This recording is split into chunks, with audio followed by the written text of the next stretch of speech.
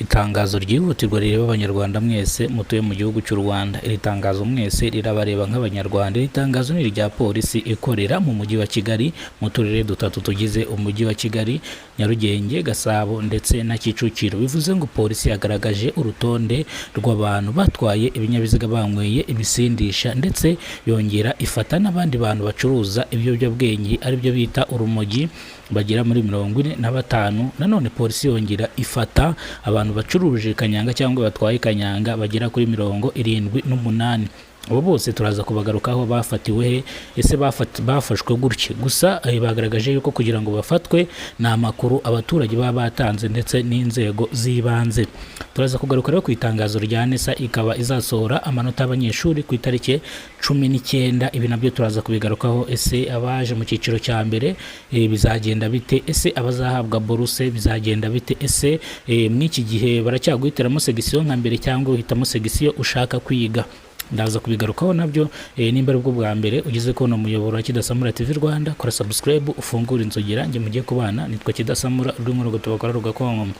Bivuze ngo nawe turongera tugaruke ku mvura iri kumvikana hano mu mujyi wa Kigali, yaciye ibintu, yabujije abantu gusohoka. Ubwo imvura yahereye ku itariki 7 z'ukwezi kwa 8, ikaba igiye kugera ku itariki hafi 9 iyi mvura ikigwa. Ariko iteganyagihe ryagaragaje yuko n'ubundi iyi mvura izagwa kugera ku itariki 20, basi ikaba aribwo itanga agahenge. Bivuze ngo nk'abanyarwanda nashaka kubamenyesha abantu mukora akazi ka buri munsi kanyu, bivuze ngo akazi kanyu mwino minsi kagiye kugenda gakeya bitewe n'imvura iri kumvikana mu mujyi wa Kigali, ndetse imvura itari kuva ku mabati. Bivuze ngo nk'abakora akazi ka buri munsi, ariko abamotari bo kameme bo barakora, ntago babura gukora. Ariko n'undi muntu wese yashobora kwiyeranja akareba uburyo akora bitewe n'akazi akora cyangwa n'uburyo abayeho.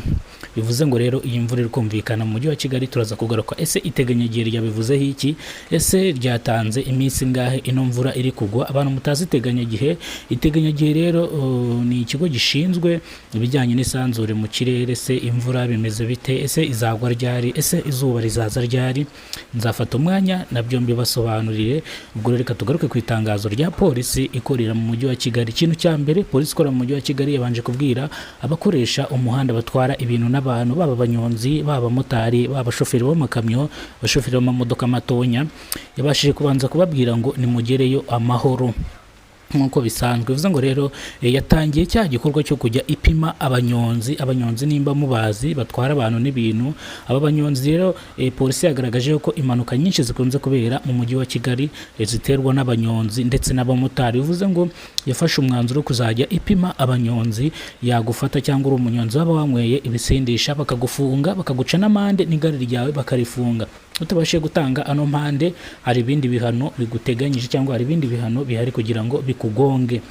Bivuze ngo rero polisi ikora mu mujyi wa Kigali kongera kwibutsa abantu bakoresha umuhanda nk'abamotari badafite amaperime cyangwa nk'abashoferi badafite amaperime, barye bari menge, kubera yuko ubu ngubu bari kubicekinga cyane. Hari n'abafite amaperime yo mu bihugu by'abaturanyi ariko badafite amapasiporo, ugasanga nabyo birahabanye. Bakaba bakeka yuko izo perime baba barazibonye mu buryo bwa fraude cyangwa baba baraziguze zikaba zitemewe. Bivuze ngo ufite perime y'inyamahanga uba ugomba kuba ufite na pasiporo kugira ngo igaragaze ko wagiye mu icyo gihugu, ndetse ibyangombwa ari wabiherewe. Ariko iyi perime nimba uyifite, urihutira ku kigo gishinzwe amaperime, ngira ngo murakizi, hari mu Busanza, baguhindurire ikintu bagufasha.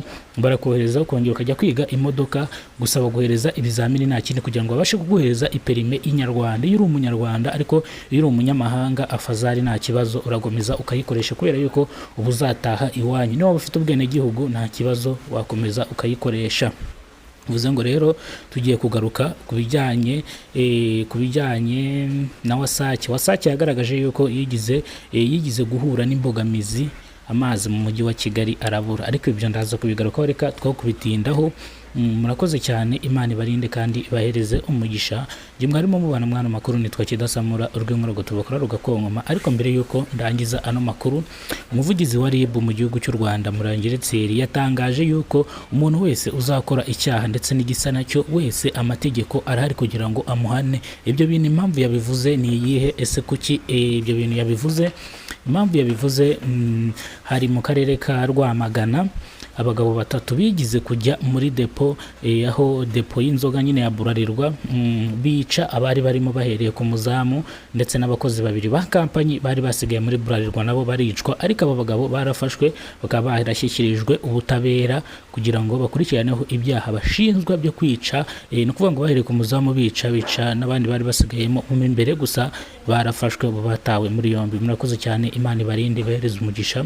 Uwakoze subscribe uruw'agaciro, nawe utarayikora yikore kugira ngo dukomezanye muri gahunda za buri munsi cyangwa mu byegeranyo bya buri munsi tugenda dukora cyangwa tugenda tubagezaho.